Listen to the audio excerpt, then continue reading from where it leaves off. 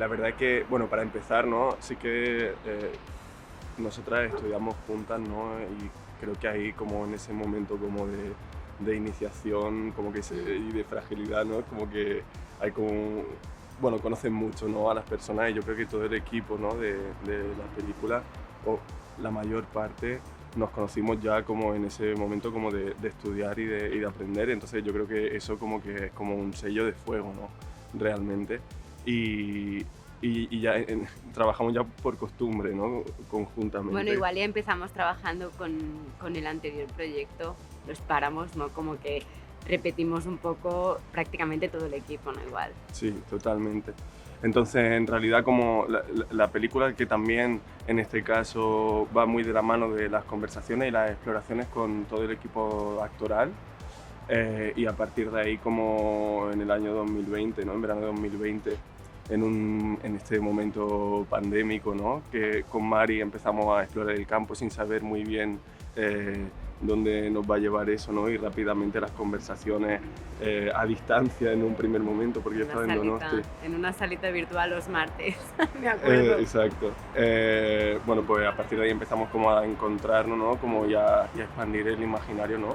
María participó mucho en ese momento, ¿no? De argumental, digamos, ¿no? Como de ir viendo qué giro narrativo iría tomando la historia, ¿no? Y compartir mucho eso, ¿no? Al igual que todo el equipo, ¿no? Como ir Sí, pensando conjuntamente la película, sí, totalmente.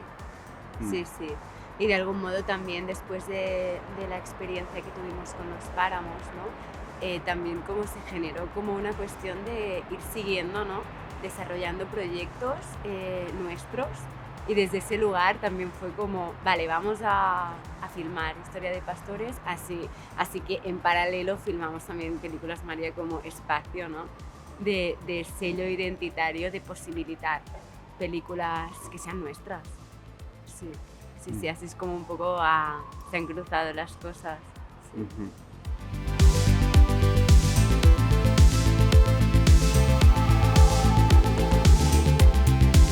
Sí, exacto, ¿no? Como Mari es una de las mejores amigas de mi madre, la conozco desde mi infancia, ¿no? También sale mi abuela en la película, Antón lo conocimos en Los Páramos, en realidad ha sido como un equipo como muy orgánico, cuando en verano como eso, como el compartir el tiempo ha sido como de ahí que ha surgido la posibilidad de hacer la película, ¿no? Creo, como... Totalmente. Sí, y de hecho es lo que comentaba antes. En un inicio la película estaba como muy centrada en el pastor, y de repente apareció Mari en ese verano porque ella se fue a vivir de nuevo al pueblo en su cortijo y rehabilitar el cortijo familiar. A Mm. partir de ahí, en las noches de verano empezamos ahí como me estuvo contando historias de los cortijos que de alguna forma ella introdujo la semilla de la posibilidad de un cortijo que aparecía y desaparecía, que después yo lo puse, ¿no? Como también a partir de ahí como estuve hablando con toda la gente del pueblo, ¿no? Amiga que también tenían un pasado en los cortijos, ¿no? Entonces como que fue mucho hablar con ellos y a partir de ahí Me fue tomando acuerdo, forma. me acuerdo también cuando comentabas lo de ese cortijo que aparece y desaparece, ¿no? De dónde surgió Sí, ese relato, ¿no? De un sí. cortijo que Bueno, cuando nieva, bueno, ¿no? la historia de Guillermo Marín, Claro, el padre de Mari, que tenía un cortijo en la es, montaña que se llamaba La Cerrá, porque de hecho recibía ese nombre porque estaba como muy remoto, ¿no? De hecho era como un cortijo templario. Y entonces en invierno, con las nieves en la sierra, a veces lo encontraba y a veces no. Al final acabó por venderlo, pero acabó harto de un cortijo que no sabía muy bien cómo acceder, ¿no? Y que es de, maravilloso. y de esta cuestión como de la mutación, ¿no? Y de las posibles especulaciones móviles de un cortijo, pues empezamos a pensar también en una ubicación que no se pudiera mapear, que no se pudiera escanear, pero que a la vez, bueno, estuviese, bueno, de una forma muy En algún presente en plano, todo ¿no? eso, en todos los espacios de los cortijos, ¿no? Y que no fuera ninguno, pero a la vez fuera todo.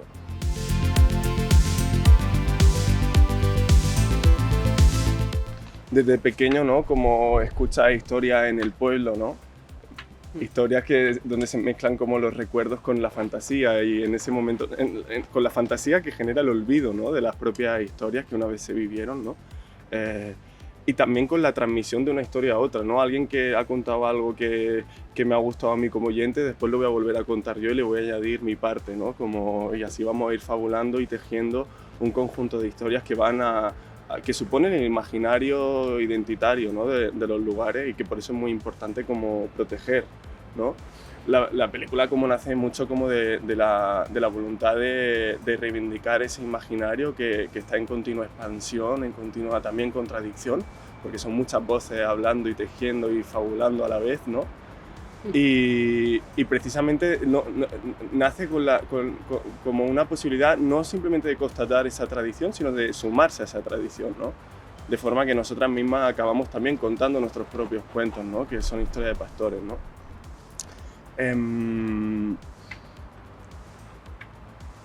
Entonces, como decía, ¿no? Como en el recuerdo, es muy importante en la transmisión, ¿no? Cómo participa el olvido, ¿no? En la transmisión de la historia, y cómo el olvido es una grieta, ¿no? En el pasado, pero que también se puede proyectar en el futuro, ¿no?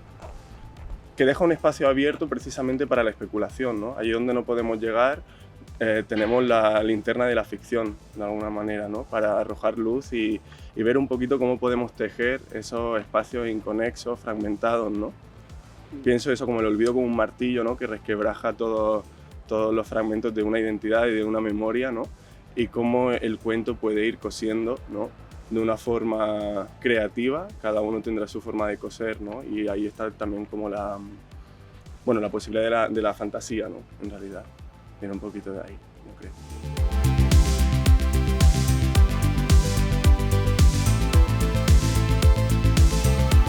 Claro, es que muchas veces, y esto es una cosa como que de repente empecé a pensarla ya una vez que habíamos hecho la película y todo, porque siento que ahora la entiendo así, no es tanto una película sobre los cortijos en ruina, desde luego, sino una película sobre la ruina de los cortijos, ¿no? Entendiendo que esos cortijos sí fueron una vez lugares habitados, ¿no? por labradores y señoritos también, pero que a día de hoy, ¿no? Dignificar de alguna forma esa ruina y reivindicarla como tal, ¿no? Precisamente como un espacio de fabulación también, ¿no? Como un lugar que es una especie de intersticio, ¿no? Entre lo que fue una vez, ¿no? Y lo que no sabemos que será en un futuro, ¿no? Entonces siempre es como la ruina como un espacio liminal, ¿no? Yo creo que eso es una de las cosas que como más motivaron, ¿no? La posibilidad de pensar en la transmisión de las historias, ¿no? Que siempre están resquebrajadas, ¿no? Como ruinas. Y relacionado también con el año, ¿no? Donde sucede la película, que también hay ahí una voluntad de ese futuro cercano que también permite, ¿no?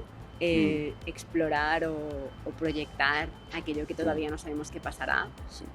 E inventarlo, ¿no? Fantasear con ello.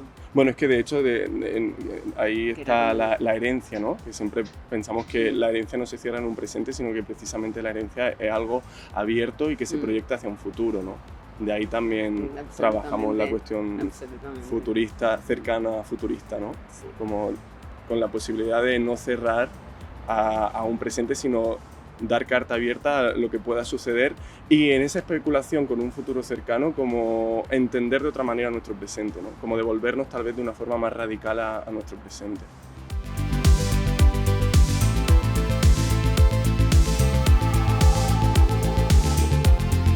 Desde luego la película va del patio al cortijo, de la escucha de la historia a la aventura de la vivencia de esas mismas historias, ¿no? Que de hecho fue el propio movimiento que yo hice, como de escuchar desde pequeño toda esta historia, Mari que sembró esa semilla, ¿no? Y precisamente fue con ella que fui por primera vez a recorrer el campo en coche y a conocer los cortijos y los nombres de los caminos, ¿no? Por su nombre, con la ayuda también de Jesús, que era otro pastor del pueblo que nos ayudó mucho también en esa tarea identificativa, digamos. Y es muy importante precisamente un espacio, el patio como un lugar de reunión, ¿no? Pensar como en los lugares de reunión que nos permiten seguir contando historias, que quiere decir seguir contándonos y explicándonos a nosotras mismas, ¿no? Y seguir fabulando con nuestras propias identidades, porque en el momento en que tú puedes especular, ¿no? Y generar ficciones, ¿no? Que cosen las memorias del pasado, ¿no? En ese momento estás fabulando contigo misma, ¿no? En realidad, y creo que hay algo muy lúdico, políticamente lúdico en el contarse historias, ¿no? Y el patio, contarse historias la una a la otra, y los vínculos que de ese contar se generan, ¿no? Una amistad que se genera desde la escucha y de la entrega de los corazones, ¿no? La una a la otra es muy importante. Y el patio como un lugar realmente, como el lugar por antonomasia, ¿no? Como de ese espacio como de confluencia. Es bonito también porque cuando en el patio, por ejemplo, de mi casa, que es donde rodamos esa escena que fue un eje central en la película,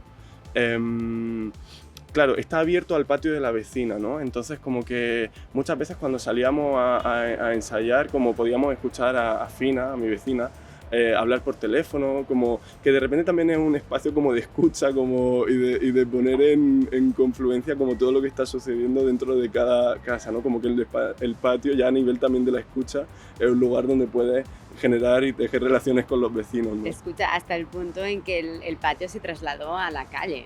Porque de repente, ¿no? Exacto. Las señoras saliendo con sus sillas y a cenar, y de repente había ahí también...